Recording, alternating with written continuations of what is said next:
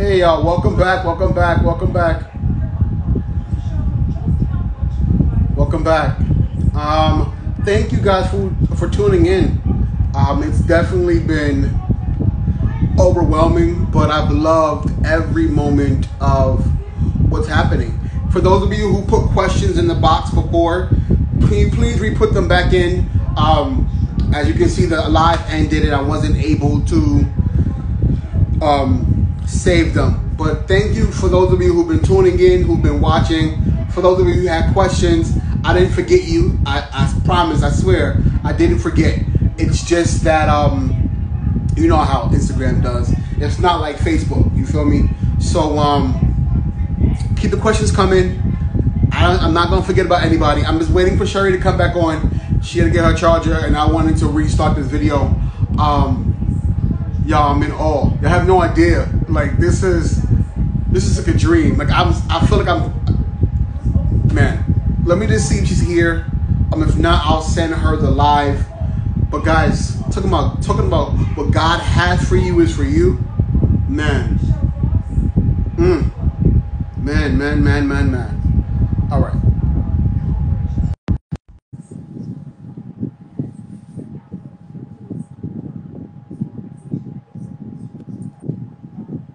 Hey. I had to go make sure my son liked his dinner that I made for him. I swear to God, God got to send me a boyfriend, because I was like, Jeffrey, did you like what I made for you? Was it good? He was like, it was okay. And I was like, okay. I put so much love into these bell peppers, and spinach, and teriyaki chicken for this boy. Man. So I like that you posted out something, I want to say earlier this week, about like waiting for God to send you the man. I know before you spoke about like, I'm going on dating sites and people not thinking that it wasn't you. I even said that to you. If it was me, I would be like, no, that was me who told you that. I would not think twice that Sherri Shepherd is on a dating site. You know, I never thought about that, because I got on Lonnie Love told me that I should go on a dating site. This was a couple of years ago. We were on she met her boyfriend that way, right? Huh? She met her boyfriend through a dating site. She met her boyfriend James. Well, I forget his last name, but she met her boyfriend James on Bumble. And Lonnie said something to me that struck me. She said, you know, Sherri, we had a mutual friend of ours who was a comic, who fell and hit her head, and nobody found her for 23 hours because nobody had checked on her. And Lonnie said it hit her that there was one period of time that she had gone for like 2 or 3 days and she hadn't talked to anybody. And she said, Sherri, I don't want to go when something happened to me and nobody checked on me. And so she went on Bumble and she met a few people, and James was the one that she settled on, and she had never dated a white man before. And I said, Lonnie, but I love my black man. I'm chocolate. Girl. Nothing else had ever. And Lonnie said, you know, I think a lot of black women, sometimes we put ourselves into a box and there's just a whole wide world open. I just think that you should be open. So I said, okay. So I got on eHarmony. And I got on eHarmony, and I swear I put pictures up that I thought were, like, I wanted real. You know? So I put pictures up, and I'm gonna have my glasses on and my hair, and you know, things that I like to do. And I put a profile, put my real age. Yeah. And said, you know, I'm in it. Did I say? It said, what do you do? I said entertainer. And I said, you know, I want a man who's king in his own territory, and I like to laugh and you know, try new things, and I got a son, and if you're intimidated by a strong woman, you know, then you're not the one for me. I'm telling you, I didn't get no hit. Nothing. You know something too? And this is a pointer. As soon as you ever say, like, if you're intimidated by a strong woman, don't even do it. Men are gonna be like, oh, she's gonna be trouble. She's gonna be she's gonna be. I like to be honest. It's not that I'm strong and I'm going to belittle you. I've been on my own for so long. Right. And I'm used to running things. And I don't try to run the relationship, but I'm an entrepreneur. My own business. I've been taking care of a big household my whole life. I got a team of people that work with me that have to report to me. Right. I have agents, managers, business managers, lawyers, and they all have to report to me. So I'm used to, and then also with what I do. Right. I'm very thankful, but then again, I also know if I walk down the street and we're in North Carolina, it's gonna be a lot of people that want a picture or they want an autograph. I perform in front of, it's big for me, 9,000-10,000 people doing stand up. So if you're a man and you're walking with me, you've got to have a lot of confidence to know you king. I just got to do this stuff right here. Right. But you the king. And I found that sometimes a lot of men, it's hard. Because I know a man want to fit in. He got to know he fit in somewhere. And so I just figured, well, let me put that. Right. If you're intimidated, we're going to have a hard time. But maybe that was also, I'm going to listen to you. Maybe I'll take that out. Yes, because I think, but I also agree with like kind of this laying it on the line. So you're not trying to build a man while you're with the man. You understand what I'm saying? You don't want nobody that you have to build and grow and develop. They should already come packaged that way, because if not, they don't belong with Sherri. And I'm saying that for all the fellas watching right now. Like I'm the big younger brother, and you gotta be ready to go. Ready to go. You gotta be ready to go. I'm telling you, it's this ride it ain't for the faint of heart. Yes, yes.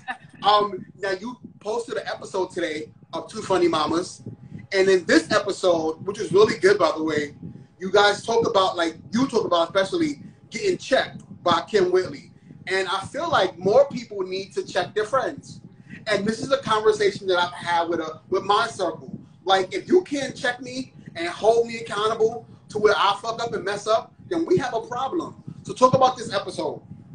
It was the episode where I decided to, because we normally do our own makeup, and I said, I'm going to get my makeup professionally done this time. And I was feeling myself. And Kim just was like, hey, girl, calm down. And thankfully, Kim can say certain things to me, and I love her so much because I know at the end of the day, Kim it's coming from love. Yes. You know, and so when she checks me, everything is through love. And that's why we get along so well. So she had to bring me back to earth because I was staring at the camera. You know. And so, you know, it was one of those things. Thank you for saying you liked it, because sometimes that was the worst podcast for us because we just couldn't get in sync with each other. Something was always off. She was irritated with me. I was irritated with her. I said, oh my God. Yes. But see, and I think I liked it more so because this is what we do. You know what I mean? So to see that it's not perfect. Things are not going to be perfect and peachy and unicorns and butterflies, but you made it through. You know what I mean? And you can talk about it, you know? We made it through. And I said, Kim, I swear to gosh, I'm going to reach through this phone and choke you. You don't, because my friend, you have to accept your friend. She gets very distracted. And I take on the role of the moderator because I co-hosted The View for 8 years. So I didn't learn nothing from Barbara Walters. It's how to moderate. Yes. And so because Kim gets distracted and all over the place, and let me tell you something, you did a live with Kim, it could never go this long. Kim, she be on her phone half the time. So I'm sorry, what'd you say? And it was this particular Saturday, because we do it the Saturday morning, it was driving me up the wall. I couldn't take it. I was like, I'm going to snatch that wig off your head. And that's what you got on me. Well, you think you cute, and you need to stop with it. Yes, yes. Well, you know, we talk about other things. You know, we've talked about why, you know, about toning my voice when I talk to men, because I'm used to, when I first started doing this business, my voice was like this. I talk like this all the time. Hi, everybody. My name is Sherri Shepherd, and I'm a stand-up comic. And I'm so glad to be here. And I don't talk like that anymore. Right. So, because I'm always having to do everything, I'm used to talking being the this alpha, way. right? I don't play around when I do business. I'm about business. And so Kim, even on our podcast, was like, you have to calm down. You have to soften yourself. Yeah. Because you're used to taking the role of being a protector. So when a man comes into your life, it's okay to soften up. Yeah. And talk to him in a certain way. So we get to talk about a lot of fun stuff. Yeah. And I love that, which is why I like our podcast. Yeah, I love it. And listen, anybody who's watching right now, Two Funny Mamas, guys, you gotta go subscribe to it because it's amazing. It is definitely amazing. You speak about a little bit about Elijah McClain, and I think my heart bled when you posted that, you know, and you kind of post similarities to him and your son Jeffrey. Can you talk a little bit about that and why it made you so emotional? That made me really emotional, and still does, Elijah McClain, because number one, just with all of this police brutality against our people, is just it makes you angry. It anguishes your heart. But Elijah McClain hit me because I just saw similarities in him and my son. And Elijah McClain, while he may not have had something severe, you could tell he had unique challenges. Yes. Like when he had the open mask on his face. Children who have nervous problems, or they're awkward, their socialization, things pressed against their skin, weighted blankets, it grounds their nervous system. It allows them to operate. And so Jeffrey does that. He likes a weighted blanket. You know, Jeffrey, when he was little, would like to get in a grocery cart and put all the groceries on top of him. He likes to get a laundry basket. So it grounds your nervous system. You know, and when you're a typical person, you don't think about that. Yeah. When your nervous system is over the place, you dance. Your arms flat. That's what Elijah was doing. He was dancing. You have so much joy. And my son is like that. So when I saw how they hurt him, and even when he was going through what he was going through, he was apologizing. That's how my baby is. Yes. Because he didn't know what was happening to him. He was in pain, but in your head, you don't think that these people are going to hurt you. Right. And so to watch Elijah, to listen to his words, I just pictured my son. And I pictured his mother. You know, when you have children, I don't know if you have children. Not yet. But your thing is, not yet. There you go. You always want to be able to protect your child. And in Elijah McClain's case, nobody was able to do that. And to know that he died alone, you know, it hit me so hard. And I just got on social media and I had to cry. And I had to just pour out my anguish. Because I'm here by myself. All my friends were asleep. I called Niecy. She was asleep. Yeah. Like I just, my heart was in such anguish. Yeah. Over this senseless, and it was not supposed to have happened that way. And that was the life. And I don't question God too much. One of those things, I'm just like, Lord, why? Yeah. Because he was so innocent. You already knew when you placed him on this earth how innocent and how sensitive he was. Yeah. But why did he have to go through this? Why does anybody have to? But like I said, that one hit me hard. Yeah. Because I saw my son in Elijah McClain. Yeah. I think I told you this before. I love your transparency. You know, most people that I've interviewed wouldn't even do half of this because of their privacy or whatever the case may be. But I love that fact that you tell these stories and you tell us and you let us in your life. And for me, I've always used it as a motive of inspiration. You know, like she's going through this and she's grown through this. And now she can tell this story and laugh about what made her cry years down the road. You know what I mean? Why is it important to you to be so open and honest and transparent? I think because I really want people to know the power of God. And I really want people to know that no matter what you go through, God said he will never leave you nor forsake you. That's right. And even when we're going through some stuff, he's there. And if you just believe, he will turn it around.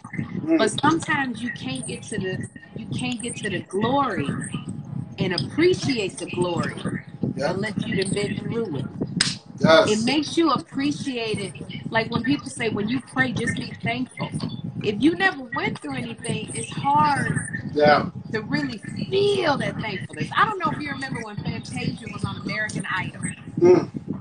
And Fantasia had to sing this song, Summertime. Summertime. And she kicked her shoes off. It was her and Diana DeGarmo, a little 15-year-old.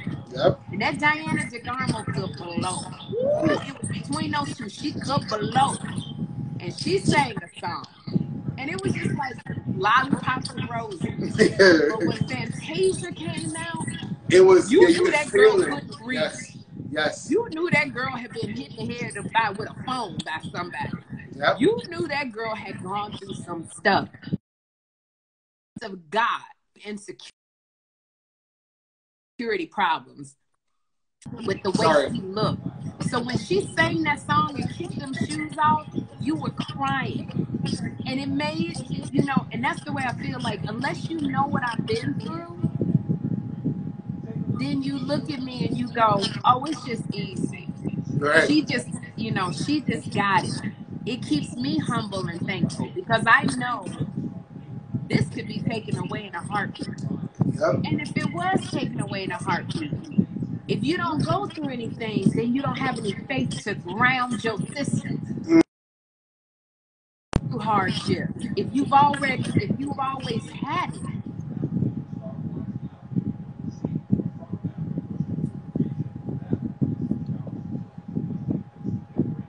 I think you locked up on me, Sherri. You can hear me.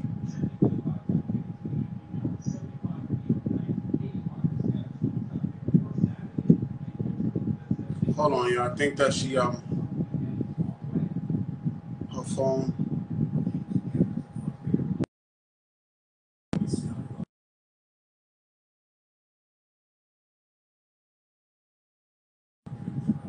Yeah, her phone messed up. So let's give her a second, and I guess she'll come back on. Thank you guys for continually watching. If you have any questions you want to, you have any questions you want me to ask her, now is the time to post it into the question box, guys. I don't want to take away from the question you may have for her. So if you have any questions, anything you want to ask her, please let me know. Let me know. Don't be afraid. Thank you guys so much. Thank you. Thank you. Thank you. All right. She's coming back.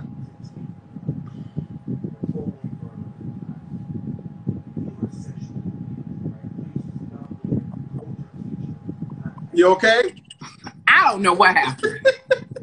Sometimes when stuff like this happens, I go, Lord, am I talking too much? No, not at all. Not at all. But I think you have to have faith in order to, you have to have, like somebody said, there's no testimony without the test. If you haven't gone through anything, it's hard to hold on to it if it leaves you. Yes. You really got to know deeply. It's like being in a relationship. Relationship too, you know, you just dating don't mean nothing. But when you go through the fire, right, it means so much more. It means so much more. Yeah. You know, and that's why, you know, people always say, be careful what you pray for. Because when you pray for something, you're going to have to go through these things to get to that blessing, to get to what you're praying for. So I truly believe that. What would you be doing if you weren't such a success right now? What could you see yourself doing? I'd probably be a veterinarian because I love animals. Oh my God. I probably would have gone to school to be a veterinarian, or I'd be, I'd gone to school, college for Spanish, and I was saving up my money to go to Spain for a year. I was just going to immerse myself in the language, and then I decided to go to a comedy club, and my entire life changed. So I probably would be in another country, just, you know, living that life for a veterinarian. Yes. Were you, are you still doing the Ladies Night Out tour, the comedy tour, or has that been canceled due to COVID? Yes, it's been canceled for probably the rest of the year, and maybe we're starting back up probably around March. Okay. The Ladies Night Out Comedy Tour, so Nene Leakes is hosting it. It's with Lonnie Love, Kim Whitley, B. Simone, and me. And then we have a guest comic come in every once in a while. But yeah, the comedy tour is starting back up probably around March. We got about 8 more cities, and then we're adding more cities. All right, cool. One more question to ask you. Well, I wanted to tell them to say to you, for those who are watching right now who have gone through or sitting at home and it's like, I want to be like Sherri Shepherd? What message do you have for them, especially young Black women? Ooh, don't take no for an answer, but learn to say no. I love that. I love that. Ooh. I say, don't let anybody tell you no. If that desire has been planted in your soul and you know that you know that you know, then you have to go for it. Yep. Because if it was all about stability, you wouldn't need faith, is my mantra. So don't play it safe. Run towards the very thing that you fear. Because there's blessings on the other side. Yes. That's what I learned when I was on Dancing with the Stars. But I would say, don't, whenever anybody says no to me, I turn it around to on. Yes. You said no, it's on. It's on, yep. But you have to learn to say no, because you also have to take care of you. You have to take care, because so many people will dump on you, and you start feeling overwhelmed, and you start feeling like, and I tell especially young women, look in the mirror and practice saying no. No, I can't do that. No, I'm sorry, I can't pick that person. No, I can't. Because so many times, you can always turn a no into a yes. It's harder to turn a yes into a no. It's true. And when you're getting this is the business that will eat you up and spit you out. You have to learn to say no, because no is setting boundaries. But also get you good friends. Yes. Get you some good friends so that you have people who, when you deal with all of this stuff in Hollywood, if you're trying to be like me, you can go and reconnect and recharge with your friends. Because you can't do this. This journey can't be done alone. If you ask anybody, if you ask Quincy Nash, if you ask Yvette Nicole Brown or Kim Whitley, you cannot do this alone. Yeah. Not to get where God is calling you to be. Yeah. Yeah. And I think sometimes, even in that, sometimes you need those good friends that's going to tell you the truth. Girl, this ain't your calling. This ain't your calling, girl. This ain't it. Like, maybe something else, but this ain't your calling. Let me tell you something. You need good girlfriends to be blockers. Yep. Because you will get into some trouble. I remember Russell Brand, the comic. I don't know if you know who Russell Brand is. Yes. Russell Brand was hitting on me hard. When he came to the view, he was hitting on me. I was in my lonely phase. Russell Brand, boy, he was on it. His mission was Sherri Shepherd, and my mission was Russell Brand. I'll never forget it. And my girlfriend was staying with me, one of the praying warriors. Yes. And I went to a comedy club that Russell, he had a car pick me up. I said, I'm going to see Russell. I'll see you in a couple of days. Yes. Oh, I got Russell picked me up in the car. I went to the comedy club. Lo and behold, they came and got me. They said, come on back, let me take you to Russell. My girlfriend was right there like this. Oh, no. Like white on rice early. And I swear, she made sure she didn't leave my side. I never forget. And Russell said, are we going to dinner? She said, no, we not. Yes. And I tell you, I was so mad at my girlfriend, but I'm so thankful. He met Katy Perry that weekend. They ended up getting married and divorced. And I said, oh, Lord, that could have been me. That could have been you, right? Could have been you. You get you some good friends that's not afraid to say, I'm going to be in here blocking for you. That's right. And I'm going to be in here praying for you, too. You know what I mean? Sherri, you have no idea how thankful I am for you for giving me this opportunity, my brand this opportunity, and this for saying yes. You know, some people I got to go through hoops and to get, but you were so open to doing this. I hope that I was good. I hope that I met your satisfactory. You were really very good. I don't know if this is what you want to do, but you were very good. Thank you. You were what Barbara Walters would say. You were curious about people. And you're very curious. And so you were really good. And I commend you on your healthy commitment to life. Thank you so much. I thank you. You're welcome. So, ladies and gentlemen, if you guys want to see more about Sherri Shepherd, please follow her at Sherri Shepherd. And listen, we need you to subscribe at Two Funny Mamas. Yes. I'm telling you, you won't regret it. Two Funny Mamas. I thank all of you guys for tuning in to Wonder Woman Courtney Starks. We are back next Wednesday with an all-new guest. I love you so much from the bottom of my heart for watching, for tuning in. I'll see you guys next week. Where you live? I live in New York. Oh, you live in New York? Oh, yes. We might have met one day. Yes, we could have. I messed up your whole closing. Do it again. Do it again. Oh, my God. You got to do it again. That was so good. You see how I do my thing. I was just, you know what I mean? Like, my mouth. Do it again. You got to do it again. But once again, I thank you guys so much from the bottom of my heart for just taking time and believing in me, believing in my vision, believing in what I want to do. We're here again, once again, next Wednesday, 8 p.m. with an all-new guest. Sherri, I love you. I'll be DMing you later. And you guys, thank you for watching. Thank you for believing in me. Have a good one.